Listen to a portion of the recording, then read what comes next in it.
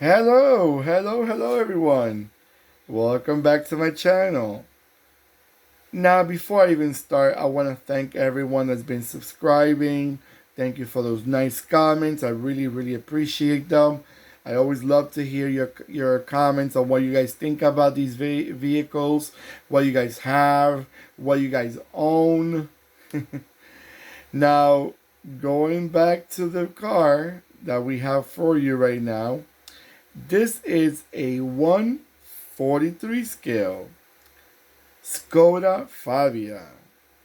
Now, if you're familiar with the Skoda Fabia, this is the first generation of the Skoda Fabia. The first generation came out in between 1999 and 2007. So this model specifically were in the market for about 8 years. They had the 5 door hatchback that you're looking at right now. You had the 4 door sedan, and you had a station wagon. So you had an option for everyone. There was no chances that if you didn't like the hatchback, you go with the sedan. If you didn't like the sedan and you have a bigger family, you go with the station wagon. So everything is out there for you.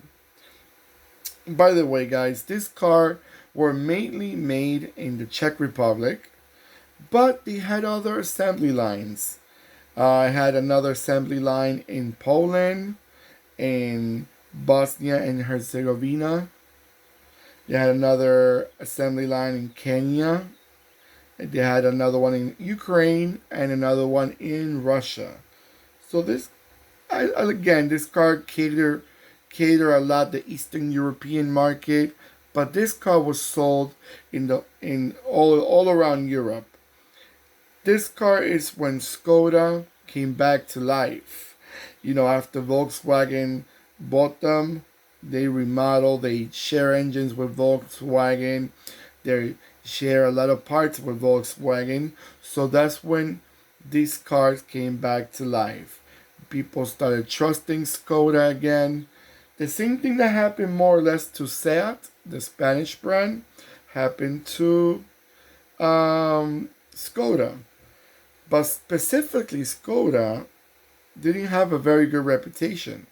A lot of people did not trust them. They were not the most reliable back in the 70s and 80s.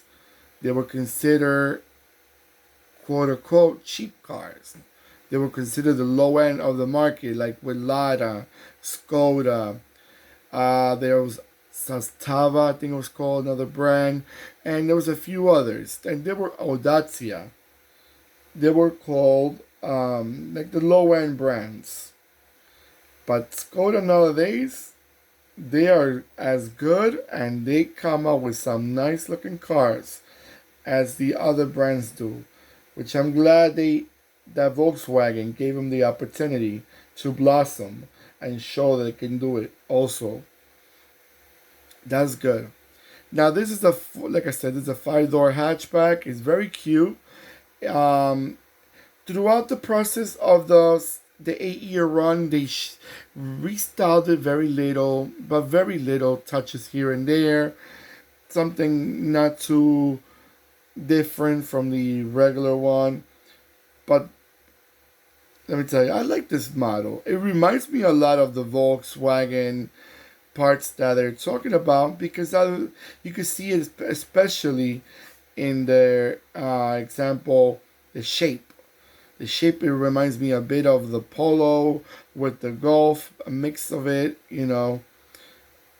So, and they were probably cheap. They were probably cheaper than Volkswagen. So people say, hey, I'm buying more or less a Volkswagen for a cheaper price. That's a win-win situation.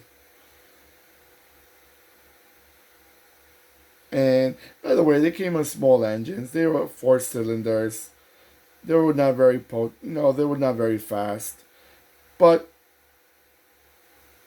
people liked them again because they were on the cheaper side in the prices. And like I mentioned, they came out with Volkswagen engines and parts. So that was a good part. Now looking at this diecast. This car looks exactly how it looks in real life. I was looking at the front. So well made. In the headlights, the grille with the Skoda logo. You can see the fog lights in the bottom, very little. The interior looks very, very good, very good. Like it looks in real life. And the back also you can see the logo right there, the headlight, the tail lights, the wiper. I like this chrome wheels. I wonder if they actually keep in chrome wheels. It kind of gives them a racy, nice touch. Yeah, so I'm gonna let it go around a few times, guys, so you can have a nice look at it.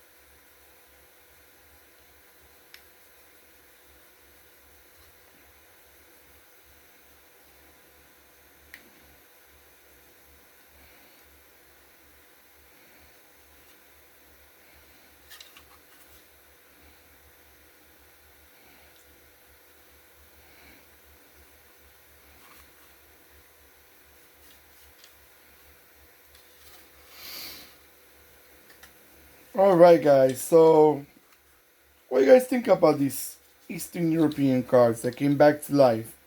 Are you fond of them? Especially Skoda and Dacia. Those are the ones that made it to a real successful story now. Dacia part of Renault and Skoda part of Volkswagen.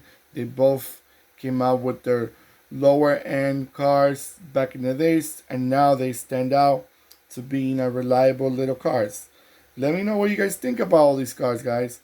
Do you have you ever drove one of these? Have you ever owned one of these? It's good to hear other people's experience with them. Or you're like me, you collect these diecast because you enjoy seeing them or having them as a collection. Let me know in the comments, guys. Let me know what you guys think. Don't forget to give me that nice thumbs up. I really, really appreciate when you guys do. It shows me that you guys are enjoying this car as much as I am enjoying showing it to you guys. Okay? And don't forget to click and subscribe. And click the bell button next to the subscribe button. That bell will remind you when I'm posting more videos. So we'll do the homework for you. What else can you ask? Everything is given to you. Alright, guys. So take care of yourselves more than ever, as I usually say. And I'll see you on the next video. Goodbye.